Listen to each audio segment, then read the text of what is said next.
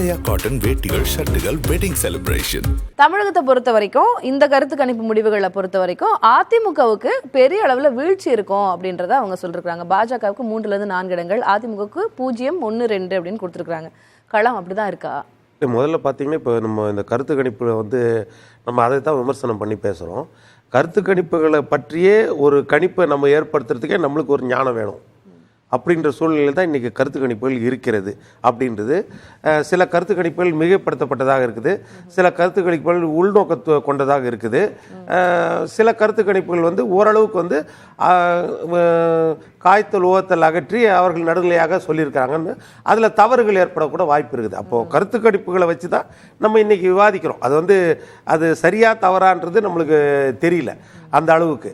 ஆனால் என்ன அப்படின்னா, இப்போ நீங்கள் தமிழ்நாட்டில் சொன்னீங்க, தமிழ்நாட்டில் எடுத்துக்கிட்டிங்கன்னா இப்போது சீட்டு ஷேரிங் எத்தனை வருது, கன்வர்ஷன் ஆஃப் சீட் அப்படின்றது தான் நம்மளுக்கு முக்கியமாக பார்க்குறோம்.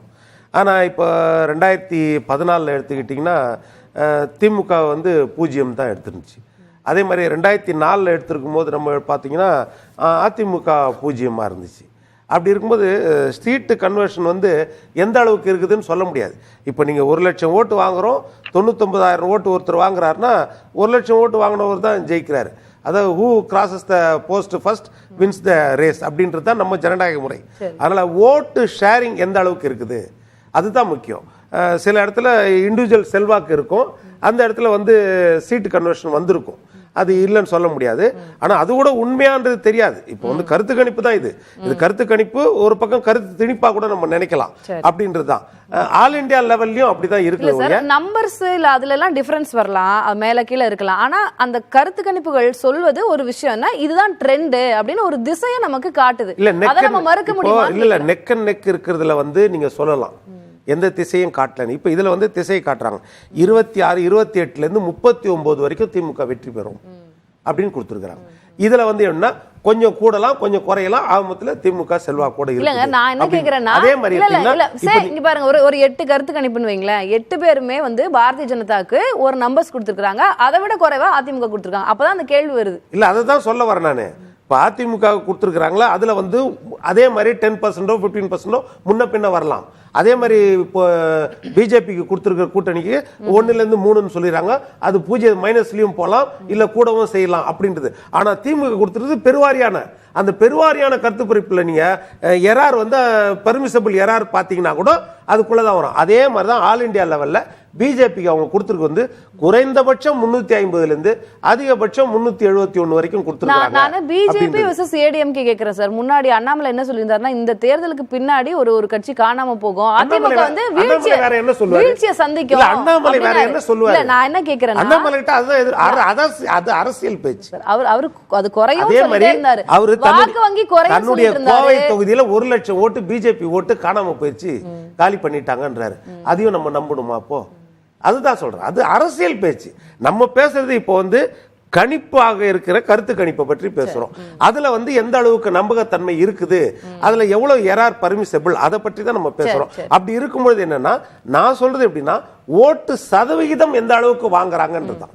சீட் கன்வர்ஷன் 1-2 அதே நேரத்தில் திமுகவும் 0 போயிருக்குது, அதிமுகவும் 0 போயிருக்குது. எத்தனை % ஆஃப் ஓட்டு வாங்குறாங்க அப்படின்றத நம்மளுக்கு பர்சன்டேஜ் சொல்லணும். இந்த கேள்வி கேட்கணும்னு தோணுது. திமுக ஒப்பிட்டு பார்க்கும்போது அதிமுகவோட வாக்கு சதவீதம்ல இருந்துதான் பாரதிய ஜனதா கணிசமான வாக்கு சதவீதத்தை எடுக்கிறாங்க அப்படின்றது இந்த கருத்து கணிப்புகள் மூலமா ஒரு பார்வை. இல்ல, இந்த கருத்து கணிப்புல அந்த சதவீதம் வரவே இல்லையே. கருத்து கணிப்புல சீட் கன்வர்ஷன் மட்டும் தானே வருது, சதவிகிதம் வரவே இல்லையே. அதை தான் சொல்றேன். ஒரு இடத்துல 50,000 வித்தியாசத்துல கூட சீட்டை வச்சு செய்யக்கூடிய அனுமானம் தான். இப்போ பிரியன் சார் சொல்லும்போது அதான் சொல்லியிருந்தாரு. ஒரு சாஃப்ட் இந்துத்துவ வாக்கு எஸ் அதிமுகவினுடைய ஒரு பகுதி பிஜேபிக்கு போக வாய்ப்பு இருக்கு, போயிருக்கும். சீட் கன்வர்ஷன் வச்சு சொல்ல முடியாது. 2014 டிஎம்கே 0, ஆனா பிஜேபி கூட்டணி 2 சீட்டு. அப்போ பர்சன்டேஜ் திமுகவோட பிஜேபி கூட்டணி அதிகமா வாங்குச்சா? தருமபுரி சீட்டு ஜெயிச்சாங்க, கன்னியாகுமரி சீட்டு ஜெயிச்சாங்க. 2 சீட்டில் அவங்க ஜெயிச்சாங்க. 37 சீட்டில் ஏடிஎம்கே ஜெயிச்சது. திமுக 0 தான். அப்போ திமுகவுடைய ஓட்டு சதவீதம் பிஜேபி கூட்டணிக்கு அதிகமாக இருந்துச்சு இல்லை. அந்த ரிசல்ட்ல பார்க்கும்போது தான் தெரியும் அந்த சதவிகிதம் எந்த அளவுக்கு உயர்ந்திருக்குதுன்னு. இப்போ வந்து பிஜேபி இங்கே பேசுபடும் பொருளாக இருந்துச்சு. அண்ணாமலை செல்வாக்கு ஒரு பக்கம், இன்னொரு பக்கம் பார்த்தீங்கன்னா 10 வருட மோடியுடைய செல்வாக்கு. அப்படி இருக்கும்பொழுது அது வந்து ஒரு ஆடட் அட்வான்டேஜா இருந்திருக்கும். மோடியோட ஆன்டி இன்கம்பன்சி இல்ல, செல்வாக்கு தான் இல்ல. அது தமிழ்நாட்டை பொறுத்த வரைக்கும் ஆன்டி இன்கம்பன்சி மோடிக்கு ஏகப்பட்டது இருக்குது. அது வந்து 2004லயும் நம்ம 2014லயும் மோடிக்கு கொடுக்கல, 2019லயும் மோடிக்கு கொடுக்கல நம்ம. அதனால அது பெரிய அளவுல இங்க வந்து ஆன்டி இன்கம்பன்சி ஒர்க் அவுட் ஆகாது. இங்க வந்து ராகுல் காந்தி ஆதரவு ஓட்டு, திமுக ஆதரவு ஓட்டு தான் அங்க வந்து பெரிய அளவுல கன்வர்ஷன் ஆயிருக்கு. நம்ம தொடர்ந்து பேசலாம்.